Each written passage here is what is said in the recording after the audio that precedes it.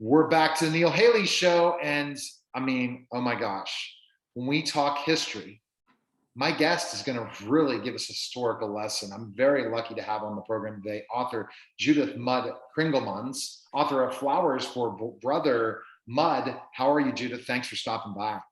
I'm good. I'm great, Neil. Thanks for inviting me.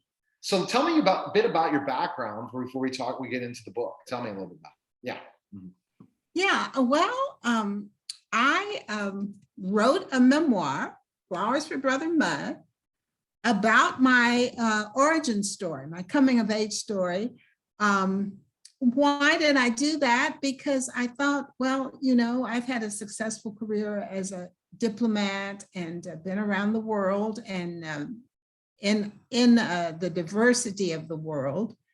And I benefited so much from it. And I thought that people who feel marginalized or people who want to challenge all kinds from a lot of different groups, that they might be inspired by my story to try to do something different that also serves themselves as well as the country.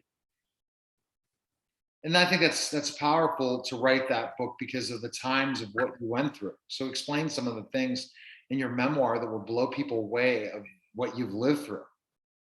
Well, yes, I was born in the Jim Crow South in Louisville, Kentucky. Even though Kentucky is not deep South, Kentucky in many ways still holds on to a lot of those tropes of the pre-Civil War time.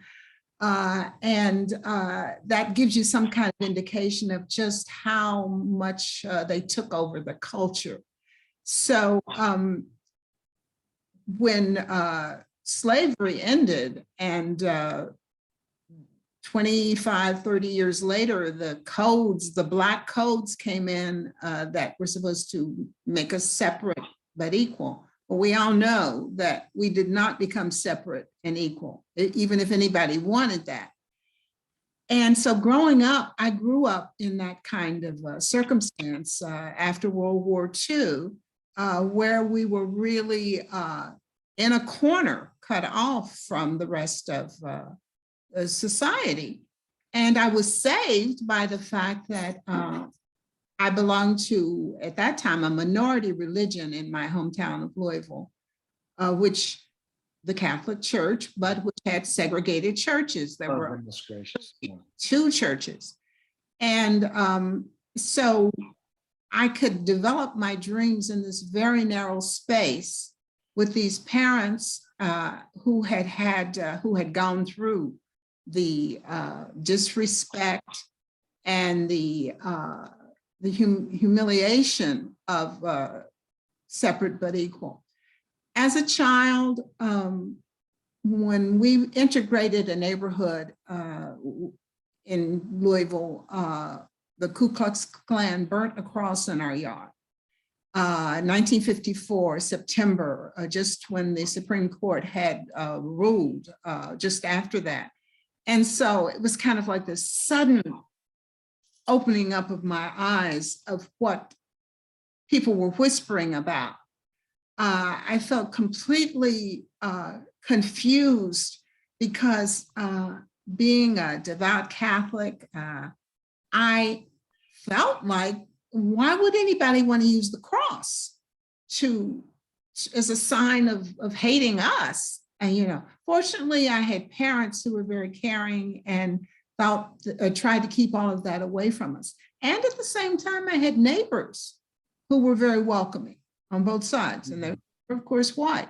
But so, you know, we were caught in this dynamic. And as I got older and discovered the story of the founding fathers, of which, of course, I had known for some time, but when I discovered that we were not considered a part of we the people, right, I was brokenhearted. I really was as a child. And had it not been for the love and the support and the encouragement of my community and my church, even though it was segregated. I don't think I would have made it out of there with my sanity, or would have been able to No. really good. So, I mean, that's just terrible, just talking about specifically segregation. How were you ever, did you ever fear for your life during that time? Well, we kept, yes, no. I mean, you always stayed away. You kept your head down. You always felt there was a threat. After they burnt the cross in our yard, we were afraid because soon after our dog was poisoned and died. Oh no. The following spring. In the meantime, my brother would who would ride his bicycle on the sidewalk was the neighbors would forbid him. They would come out, wave their newspapers in front of his bicycle. And so my uncles had to take him to court, my father and my uncles, to get take the person who did this to court to swear out a peace bond. We became very, I started thinking very much like, oh, we have to stay one at home. And so, yes, you were afraid in that sense. And we never went out. We stayed in groups. When we went out, it was together. When we would go through the public parks, we would get down on the floor. My father would tell us that this was a white park and we're not allowed here. So we would get on the floor. Of course, as children, especially when I was very young, we thought this was fun. But the fear builds up in you because you begin to understand that you're different. By the time you're a teenager, then you see there are not the same possibilities for you. Mm. And that's where I felt I was safe, because the Sisters of St. Ursula felt like there's always room for someone who's smart. There's always room at the top. Oh, these were some educated, wonderful women, white women from that area of the country. But, you know, they took me away from that world. It was the world of learning, the world of excellence. So by the time I got to Baltimore and to Morgan State University, a historical Black college and university now, I was afraid of my shadow. From the time I left Louisville to the time I got to Baltimore, almost 24 hours on the train, I never once got up from my seat. That shows you just kind of how awkward and unprepared I was to be in the outer world. I had never mixed really with any large group of whites, except the girls at my school and the sisters. So, you know, we put them kind of in a separate category, the nuns, and they're Black and you know, that kind of thing. And so it was a very cloistered type of upbringing that did have its advantages, though, in the sense that you had to draw on yourself. You had to create your own dreams. I think many children and people are living like that today. You know, just trusting their own tribe, their own group, their own surroundings. So I think that story of personal courage, of developing it through support and love, is one that people can take away from my story. By the time I got to Baltimore and I was in college, my eyes were always opened on new things that Blacks had been doing, that whites were doing with Blacks, even though it was segregated and really considered a part of the South. But for me, it was like coming to the North. Isn't that crazy? I mean, I really, so crazy. Yeah. And so I was constantly learning and getting out of my little comfortable hole, you know, my little warm cavern. And I, of course, I tell those fun-loving events or strange events in my book. I developed, though, this desire to become a diplomat. And nobody knew what a Foreign Service officer was. which was an FSO, which I would say I'm going to be an FSO.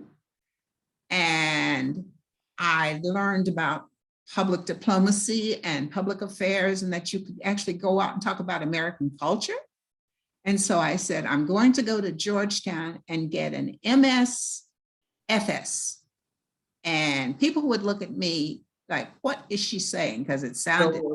Wow. So, I mean, you've really gone from a time where you had no rights at all to a time later that you really evolved as, Yes. and you want to teach people from this book. What is the ultimate goal from people reading your memoir?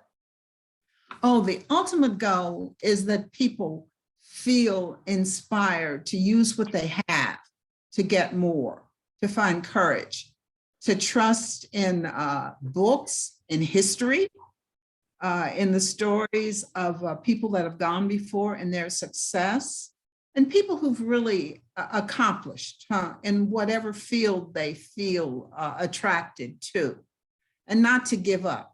No one ever really encouraged me in that field. Nobody ever pointed me in that direction. But I knew if I learned a language, so I became serious about French. I became serious about participating in international events and won a Fulbright scholarship to go to India after I graduated.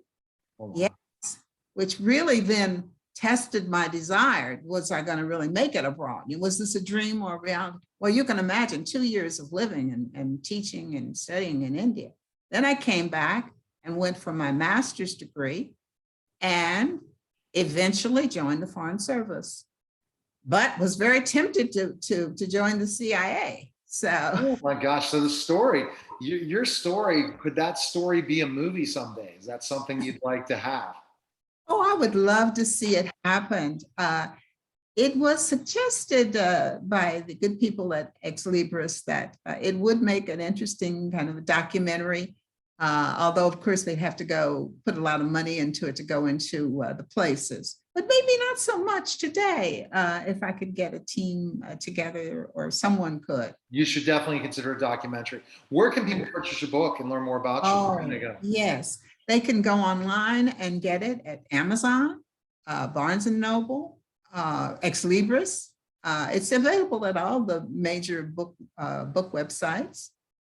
All right. Well, we appreciate you coming on. You have so many stories, but people need to go pick up the book today. Because trust me, to hear these stories, and when some people feel bad about their life and say, I was down, you are the story of going from rock bottom and the challenges of the times you were living in to success beyond belief in living in a life of purpose and driven and experiences the galore that you dealt with. So I appreciate you coming by. Yes. And if I may say, my new book, which is called Chocolates for Mary Julia, will be out in about a month. So you're gonna have to come back on again and talk about that for sure. Yes, I would. I would love to. Thank you so much. All right, you're listening and watching The Neil Haley Show, and we will be back in just a moment.